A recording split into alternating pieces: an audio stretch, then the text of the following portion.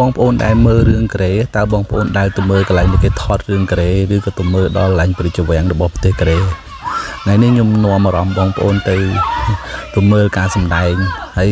ជាវាំងដែលគេថតរឿងកូរ៉េវៃកាប់ដៅខឹបខាក់ហ្នឹងគឺខ្ញុំបានមកទស្សនាផ្ទាល់ហើយបានថតយករូបភាពវីដេអូ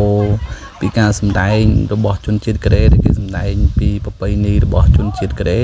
ហើយក្នុងនោះក៏មានការបញ្ចូលសម្លេង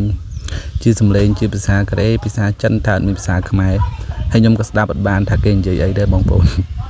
បើបងប្អូនស្ដាប់បានហើយប្រែបានចាំខមមិននៅក្នុងវីដេអូរបស់ខ្ញុំទៅខ្ញុំក៏ចង់ដឹងដែរថាពេលសម្ដែងហ្នឹងតើគេនិយាយអីព្រោះខ្ញុំថតបានតែរូបភាពទេហើយទៅដើរកំសាន្តហ្នឹងគឺយើងទិញសបុតចូលហើយខ្ញុំក៏ភ្លេចដែរពេលហ្នឹងមិនដឹងថាគេលក់សបុតហ្នឹងក្នុងតម្លៃប្រហែលទេតែថ្ងៃដែលខ្ញុំទៅហ្នឹងគឺជាថ្ងៃឈប់សម្រាកអញ្ចឹងហើយមនុស្សច្រើនគឺមានភ្ញៀវទេសចរភ្ញៀវជាតិអន្តរជាតិហើយនិងភ្ញៀវជនជាតិកូរ៉េហើយរួមទាំងខ្ញុំផ្ទាល់ផងដែរដែលទៅទស្សនាផ្ទាល់នៅនឹងទីកន្លែងតែម្ដង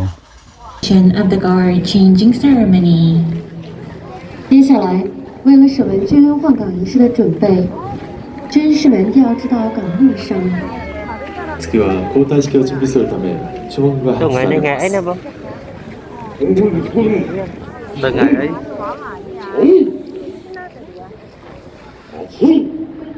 ấy 공군